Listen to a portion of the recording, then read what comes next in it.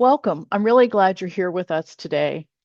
I want to take a moment to frame what we're focusing on in this series and why this material matters. Lapses are one of the most misunderstood experiences in recovery from processed food addiction, not just emotionally, but in terms of what is actually happening in the brain and nervous system when they occur. Most people are taught how to try to avoid lapses or how to get back on track afterward. Far fewer people are taught how to respond in a way that actively protects the brain and strengthens recovery instead of quietly making things harder. That's what we're here to work on together. Rather than treating lapses as proof that something has gone wrong, we're going to understand them as neurological events. Moments when the brain and nervous system are especially sensitive to what happens next. In those moments, recovery can weaken or it can become stronger, depending on how the system is supported and stabilized. Our focus here is on building skillful, brain based responses that protect the nervous system and reinforce recovery pathways when disruption occurs. We're learning how to stabilize the system, how to re engage regulation, and to support the brain in reorganizing in ways that make sure that recovery is more resilient and sustainable over time. Over the next several weeks, we're going to build a clear, practical, brain based way to respond to lapses, one that works with how the brain actually learns, stabilizes, and changes. And we're building this together inside the community where safety, skill, and neuroscience are at the center of how recovery is supported. Before we get into specific skills and processes we'll be learning over the next few weeks, it's important that we first slow down and really understand what a lapse actually is from the perspective of the brain and the nervous system. Because if we misunderstand what is happening at that level, everything we try to do afterward tends to land in the wrong place. In this first video, we're going to focus on what a lapse represents biologically and neurologically, not just behaviorally. We're going to look at what happens inside the system when addictive processed foods are reintroduced, why that moment is so destabilizing for many people, and why the brain becomes especially sensitive to what happens next. This matters because recovery is not built only by what happens when things are going well. It's built just as much, and sometimes even more, by how the system is supported when things have been disrupted. So today, we're laying the foundation. We're learning why lapses carry real neurological weight, why they often feel more intense than people expect, and why the period immediately following a lapse becomes one of the most influential moments in shaping recovery over time. Once we understand what's actually happening in the brain and nervous system, the skills that follow won't feel arbitrary or forced. They'll make sense. They'll feel aligned with how the system actually works.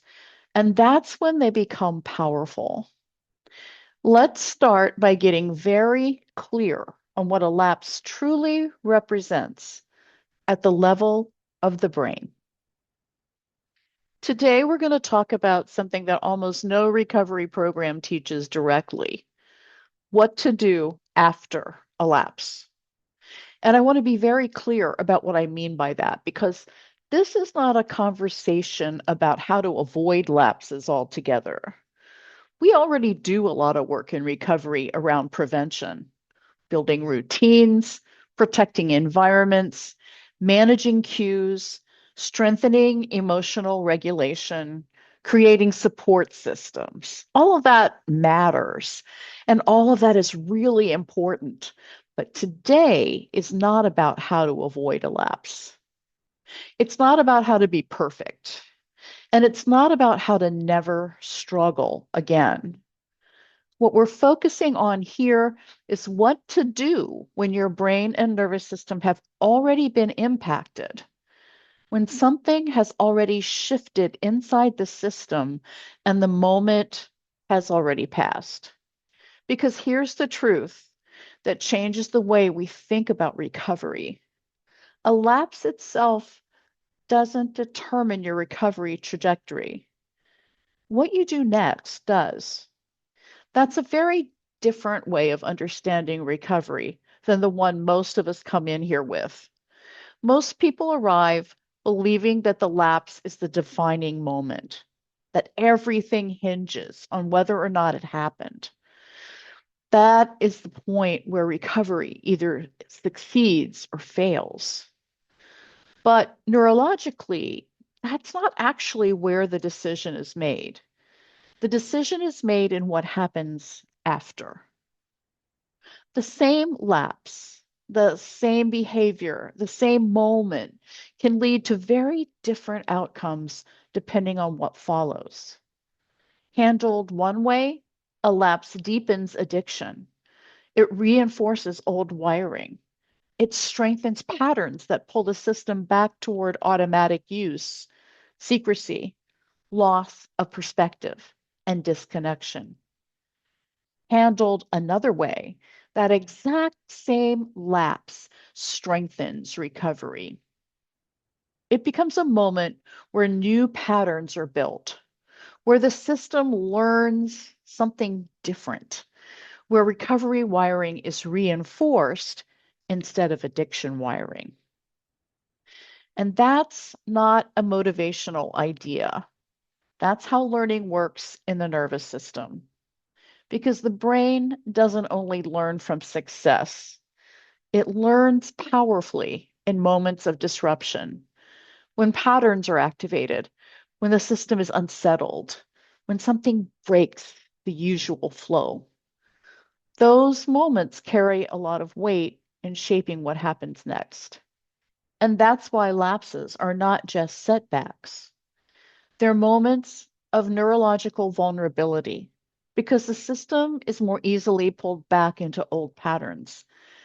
And at the same time, moments of neurological opportunity because learning is happening quickly and patterns can be redirected. Those two things exist at the same time. A lapse makes the system more vulnerable, and it also makes the system more open to change. Which direction recovery moves in depends on what happens. And that is why in our community, we don't build recovery around the idea that people will never struggle, because that's not how nervous systems work. That's not how learning works. And that's not how long term change actually happens. We build recovery around the idea that people can learn how to respond skillfully when they do struggle, not by pretending the struggle didn't happen, not by collapsing because it did, but by knowing how to work with the system in those moments in a way that actually strengthens recovery instead of weakening it. That's what this series is about. We're here to build the skills that allow recovery to get stronger, not weaker, in the very moments that used to derail it. We need to start by being very honest about something that often gets softened or avoided in recovery conversations. Lapses are painful. They're painful emotionally because they often come with disappointment, confusion, and a sense of having lost footing. They can be painful relationally because people often pull away or feel disconnected afterwards. And they're painful internally because lapses often change the tone of how someone is talking to themselves and interpreting what is happening. And lapses are biologically dangerous, not because someone is weak or they're messed up, but because of what happens in the body and brain when addictive substances are reintroduced into a sensitized system. Once a system has learned addiction, it does not respond neutrally anymore. The brain and the nervous system have already adapted around repeated exposure. Circuits are primed, thresholds are different. So when those substances come back in, the system doesn't simply register their presence, it shifts. Regulation becomes harder. Stress systems activate more easily, and access to recovery oriented thinking temporarily decreases. The nervous system becomes more vulnerable at the very moment it most needs protection. This isn't about guilt or blame. It's about understanding what is actually happening inside your nervous system so you can protect it, not punish it.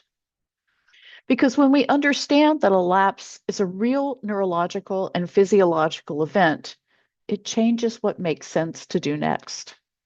It moves us away from reacting emotionally or morally and toward responding in ways that stabilize the system and reduce further harm. Many programs focus almost exclusively on how to prevent lapses. And prevention matters.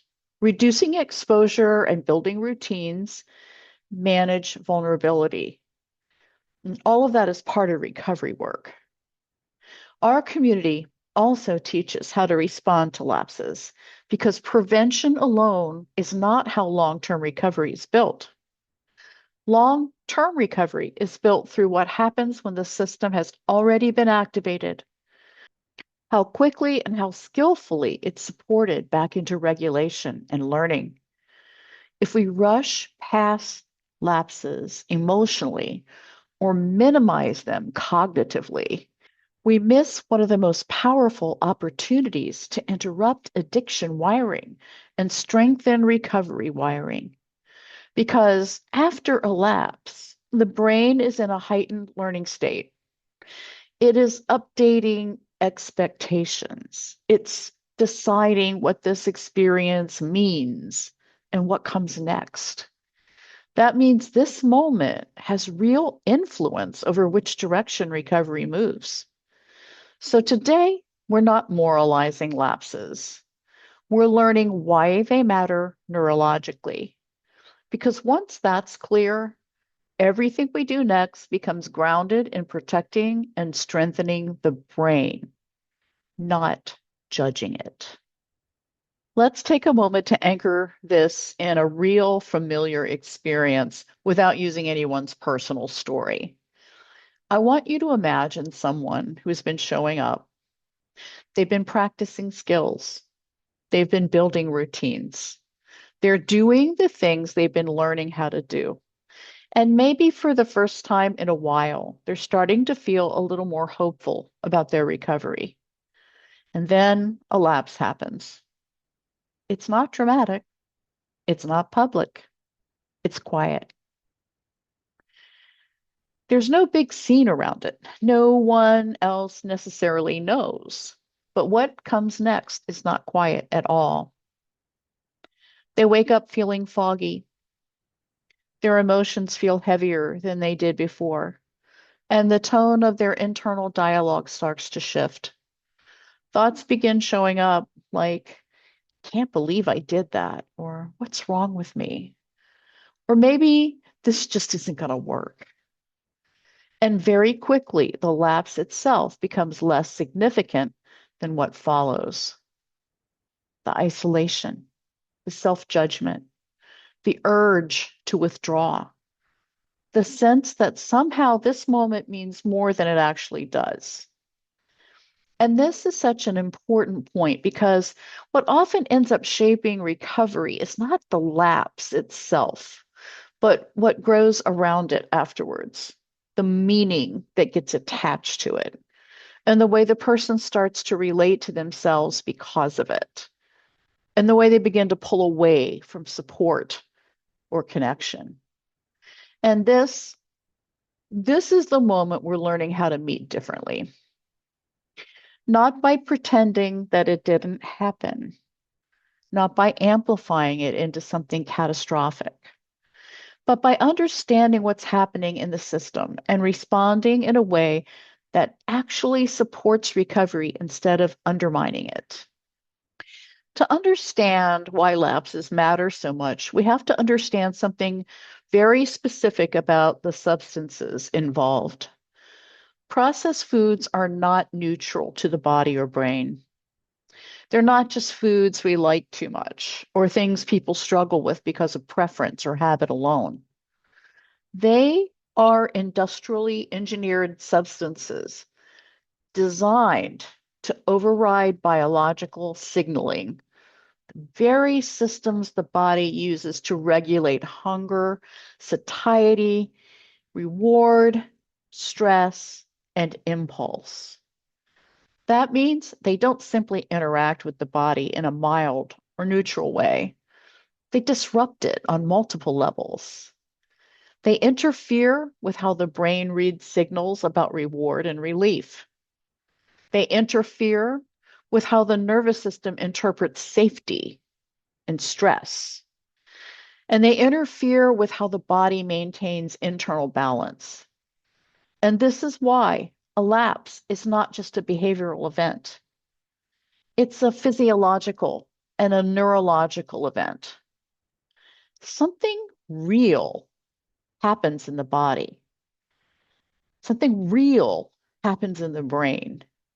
Circuits are activated, systems shift, patterns that were previously learned brought back online, not because someone did something bad, but because of chemistry, circuitry, and conditioning.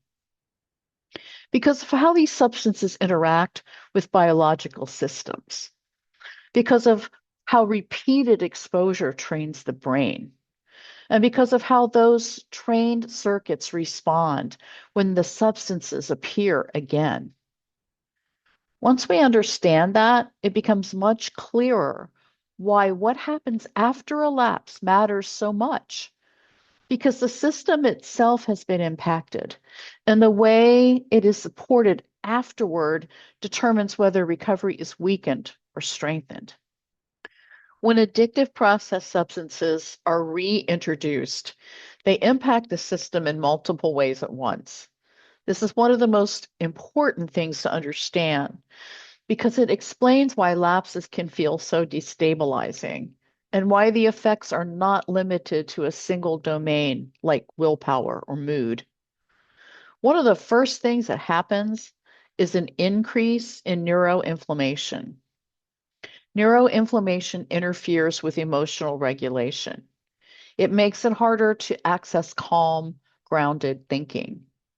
It lowers the brain's ability to stay flexible and responsive, and it increases reactivity. So people often feel more emotionally volatile, more easily overwhelmed, or less able to settle after a lapse. Not because something's wrong with them, but because the inflammation is actively interfering with regulation. At the same time, dopamine signaling becomes dysregulated. Dopamine is involved in motivation, reward, and drive. When its signaling is disrupted, people often feel flat or unsatisfied or restless afterward, even if the substance itself was initially experienced as rewarding. That disconnect between the experience and the aftermath is one of the reasons lapses can feel so confusing and destabilizing. Processed substances also interfere with insulin signaling in the brain. Insulin is not just about blood sugar. It plays a role in cognition, impulse control, and mood stability. When that signaling is disrupted in the brain, it becomes harder to think clearly, to pause, to regulate impulses, and to maintain emotional stability, all of which are critical capacities in recovery. The gut brain axis is also disrupted. The gut and brain communicate constantly, and that communication plays a major role in anxiety, depression, and stress reactivity. When that system is disrupted, emotional and stress related symptoms often increase, even when someone cannot immediately identify why they feel worse. Stress hormones are also activated. This is why lapses often feel like stress events in the body, not just slips in behavior. The body is reacting as if something threatening or destabilizing has occurred, and the stress response comes online accordingly. And at the same time, frontal lobe function is suppressed. Frontal lobe is the part of the brain responsible for perspective, planning, and recovery oriented thinking.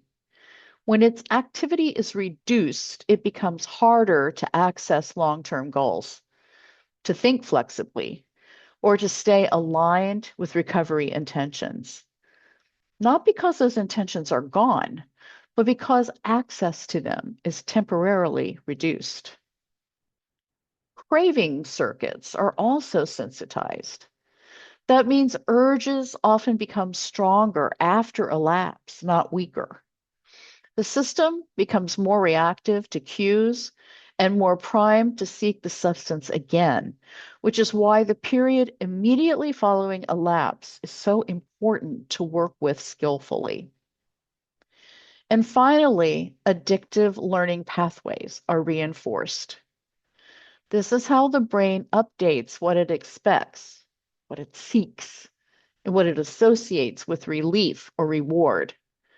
If that learning is not interrupted skillfully, future lapses become more likely, not because someone lacks commitment, but because the brain has been taught something again. This is why we say lapses are biologically expensive, not because of punishment, but because of how the brain learns. And once we understand that, it becomes very clear why responding to lapses skillfully is not optional in recovery. It's central. When we talk about lapses, it's really important to zoom out for a moment and look at the bigger picture of what's actually at stake here. Because this work isn't just about changing a pattern or stopping a behavior. There are now well over 140 diseases and medical conditions associated with processed food consumption. And that list isn't made up of fringe or rare issues. It includes things like metabolic disorders, cardiovascular disease, autoimmune conditions, cognitive decline, and mood disorders.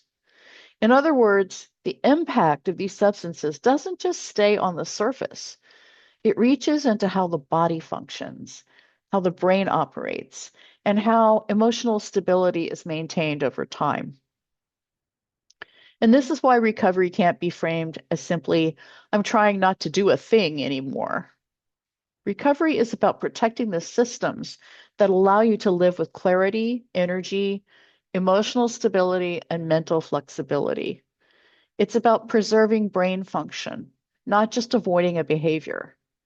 It's about creating conditions where your nervous system can stay regulated, where your cognition can stay clear, and where your emotional experience isn't constantly being pushed around by substances that disrupt how the systems are meant to work. So, when our community treats lapses seriously, that's not about being intense, dramatic, or rigid. It's about being accurate. It's about responding to what the medical and neurological evidence actually shows about how these substances affect the human system. And it's also about staying grounded in safety rather than fear. The purpose here is never to make someone anxious about making a mistake. The purpose is to give people the information they need so they can protect their recovery, their health, and their long term well being, clarity rather than confusion. That's why this matters, not because lapses define you and not because there's something to panic over, but because what's happening in the body and brain deserves to be taken seriously in a way that supports safety, not shame. Up to this point, we've been talking about why lapses matter biologically and neurologically, what happens in the body and brain when addictive substances are reintroduced, and why those events are not neutral or insignificant. But understanding that at a conceptual level isn't enough, because what people are actually living with after a lapse is not a theory, it's an experience. And one of the hardest parts of that experience is that things often feel very different afterward in ways people don't expect and don't know how to interpret. Thinking feels harder, emotions feel louder. The internal environment feels unfamiliar or unstable in a way that wasn't there before. And if someone doesn't understand why this is happening, it's very easy to assume it means something about them, about their willpower, their commitment, or their recovery. When reality, it's telling us something about how the nervous system and brain are responding. And that brings us to one of the most confusing things for people in recovery. Not just that a lapse happens, but how intense it feels afterward. Most people expect the emotional impact of a lapse to be proportional to the behavior itself. If it was brief, private, or didn't look dramatic from the outside, they expect it not to feel dramatic on the inside either. But instead, what people often experience is something much bigger than the behavior alone would suggest. Thinking becomes foggy, like it's harder to focus or make simple decisions. Emotions feel more volatile. Things are closer to the surface, easier to react to, harder to settle. Irritability shows up without a clear reason. Shame starts to creep in. Hopelessness can follow. Sleep becomes disrupted. And there's often a very unsettling sense of having lost internal control, even if nothing visibly changed on the outside. And this isn't happening because someone should feel bad or because they did something wrong in a moral sense. It's happening because the nervous system has just been destabilized. A lapse is not just a choice. It's not simply a moment where someone did something and now needs to move on. It is a disruption of multiple regulatory systems at once. Systems that manage emotional stability, stress response, impulse control, and mental clarity. That's why people often say, I don't even feel like myself. And neurologically speaking, they're right. Their system isn't operating the same way it was before, not because they're broken and not because recovery has failed, but because something real shifted inside the body and brain. And that shift needs to be understood and supported, not dismissed or fought against.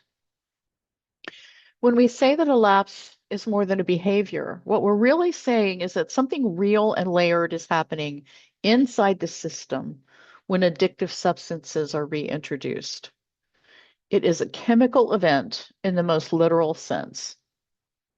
Substances are entering the body that directly change how neurotransmitters are released, how hormones are activated, and how different systems communicate with each other. So the body is not neutral in that moment. It is actively responding at the level of chemistry. And at the same time, it's a neurological event. Circuits that have been previously trained through addiction are being activated again.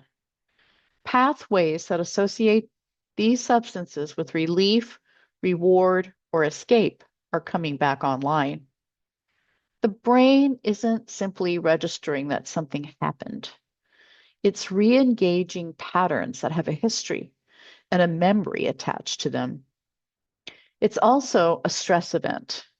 Even when the lapse is experienced as pleasurable in the moment, the system often interprets what follows as a disruption. Stress hormones are activated. Regulation becomes harder. The internal environment becomes less predictable. And that shift alone changes how the person feels, thinks, and acts afterward. And finally, it's a learning event. The brain is always updating what it expects based on what just occurred. After a lapse, the brain is recalibrating. What does this mean? What comes next? How should I respond in the future? That means that the way this moment is handled has a direct impact on what the brain learns, not just about the substance, but about recovery itself. So when we say a lapse is a chemical, neurological, stress, and learning event, what we're really saying is that it's a full system event, not a single choice, not a simple slip, and not something that happens in isolation from the rest of the body and brain. To understand why lapses have the power they do, we need to understand something very specific.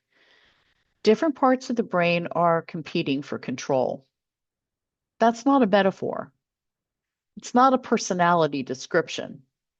It's a way of naming what is actually happening when the system is under pressure.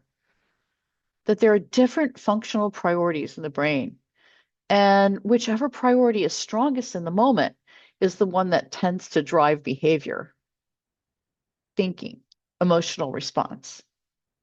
You can think of this as two functional states. There's the addicted brain state, and there's the recovery brain state. When the brain is in an addicted brain state, it prioritizes immediate relief. It prioritizes comfort. It prioritizes familiar reward. The things the brain already associates with feeling better quickly. It prioritizes short-term escape. And it prioritizes narrowed attention, where the focus collapses down onto the fastest route to relief instead of staying wide enough to hold perspective. That's what the addicted brain state does. It doesn't ask what's best long term.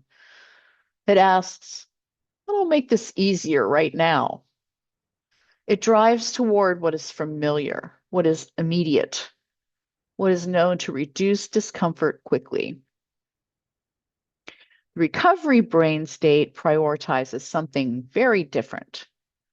It prioritizes perspective, the ability to see beyond the immediate moment and hold a wider view.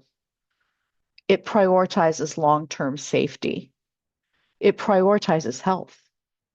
It prioritizes agency, the ability to stay internally connected and choose intentionally rather than to react automatically.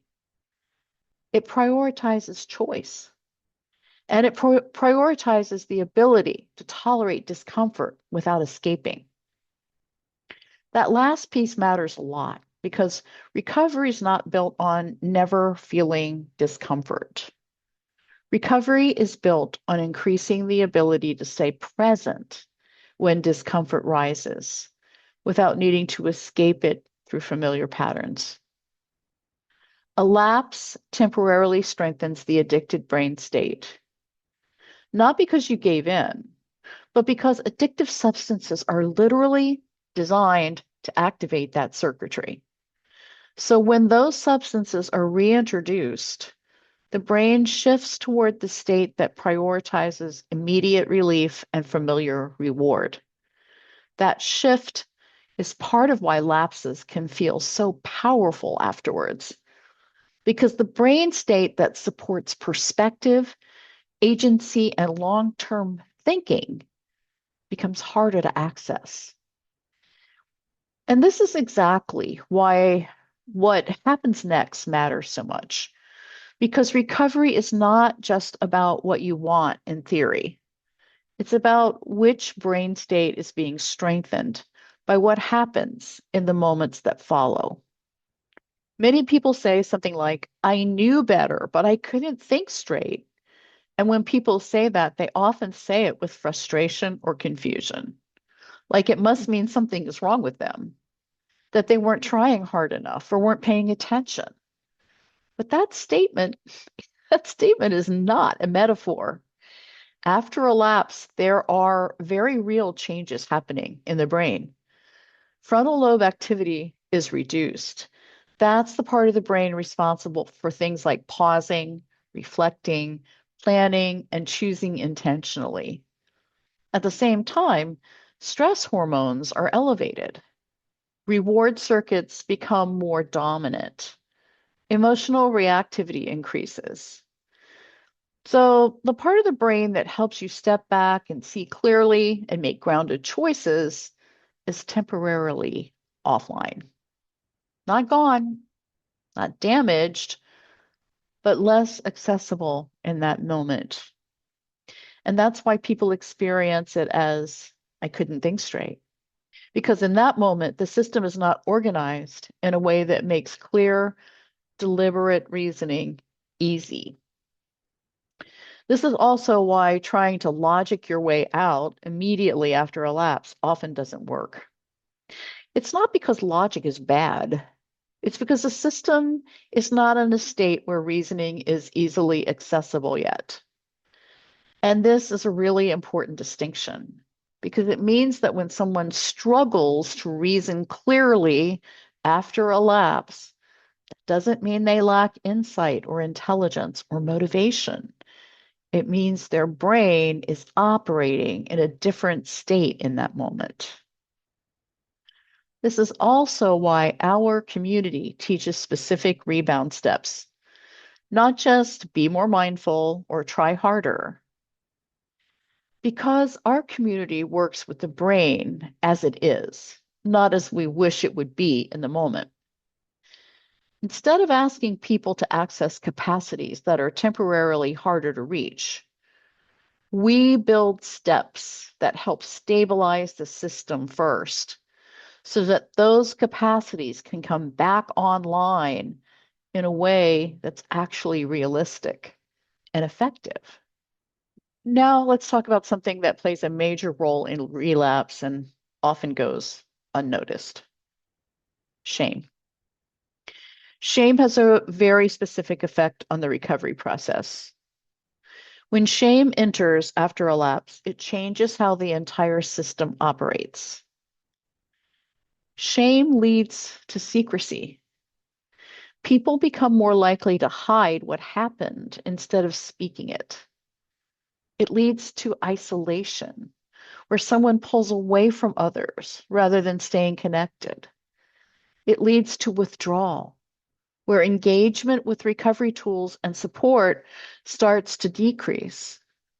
And all of this is connected to a loss of frontal lobe engagement, the part of the brain that supports perspective, emotional regulation, and recovery-oriented thinking.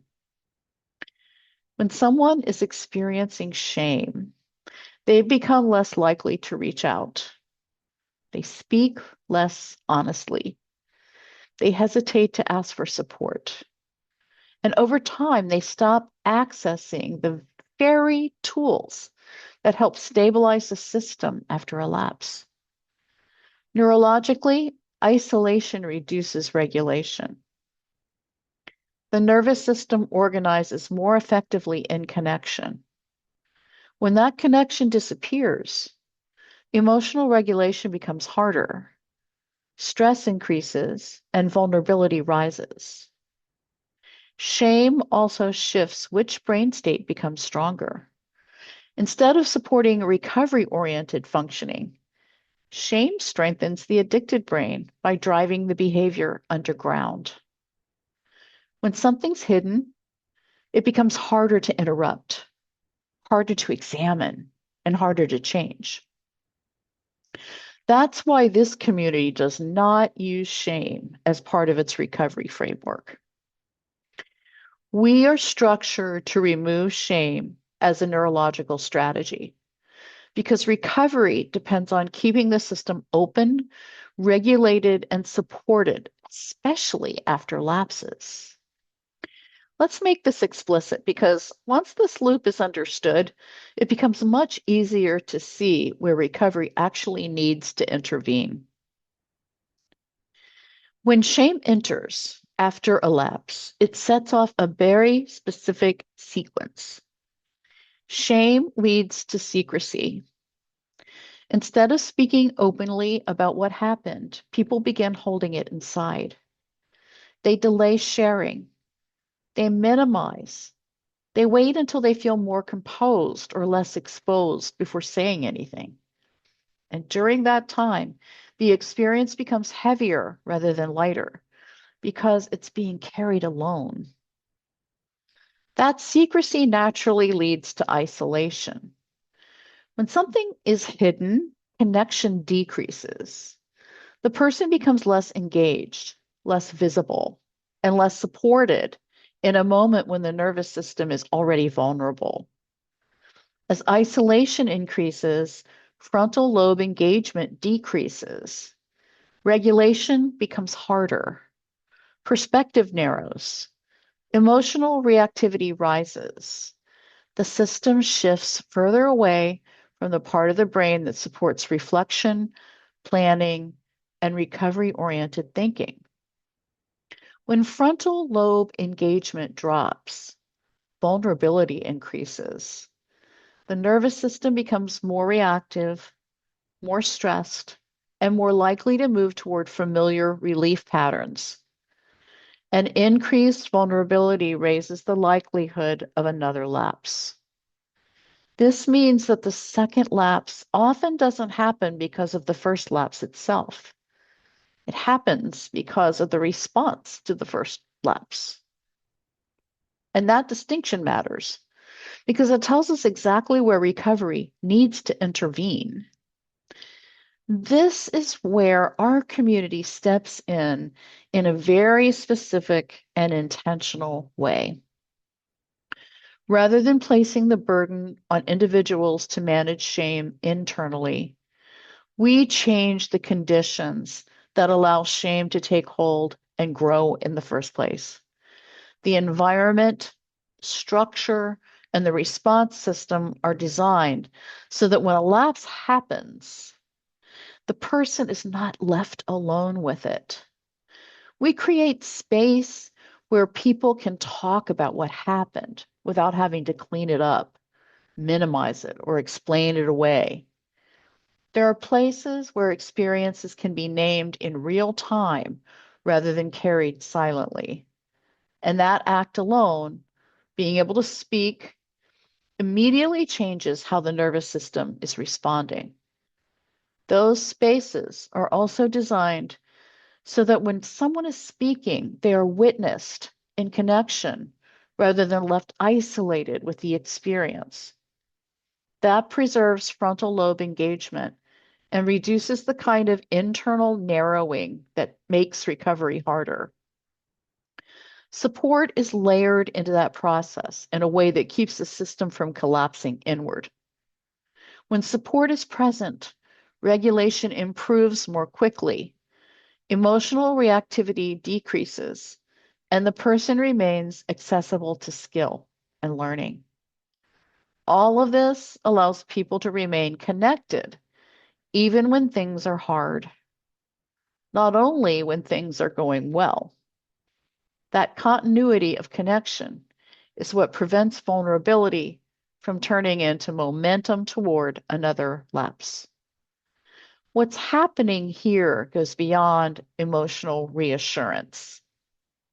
When our community builds connection, visibility, and support into the structure of how lapses are handled, it's actively protecting how the nervous system and brain function in that moment. Connection stabilizes the system. It helps stress levels come down more quickly. It preserves access to recovery-oriented thinking. And that means the person remains capable of learning from what happened rather than becoming trapped inside it. That's why connection functions as neurological protection inside our community. Because what is being protected is the brain's ability to stay engaged in recovery rather than slipping further into reactive, stress driven patterns. And that's how our community interrupts the shame, secrecy, relapse loop in a way that actually supports long term recovery. So, what all of this really brings into focus is that a lapse is not something that happens only at the level of behavior or decision making. When addictive substances are reintroduced, the nervous system, the stress response, the reward circuitry, and the parts of the brain responsible for regulation and perspective are all affected at the same time. In other words, a lapse is not simply something someone does. It's something that happens inside the brain and body together. That's why the experience afterward can feel so disorienting for people. Thinking often feels harder, not because someone suddenly lost discipline, but because frontal lobe access has been reduced. Emotions can feel louder or heavier, not because someone is emotionally failing, but because stress systems and reward systems are no longer in balance. The urge to withdraw, hide, or isolate doesn't come from nowhere. It arises because a destabilized nervous system is trying to protect itself in the only ways it currently knows how. When you see it this way, it becomes clear why shame and isolation are so risky in the aftermath of a lapse. They don't simply make someone feel worse, they further reduce regulation, further pull the frontal lobe offline, and increase vulnerability rather than restoring stability. And once that's understood, the entire way a lapse is approached begins to shift. It's no longer something to minimize, rush past, or push through. It becomes something that needs to be met with stabilization, protection, and skill, because that's what allows the brain and nervous system to move back toward regulation. That understanding is the ground we're standing on as we move forward. Because once you understand what a lapse does inside the brain and body, the question naturally becomes, how do we respond in a way that actually helps the system recover rather than leaving it more vulnerable than it was before? This brings us to the end of this week's teaching.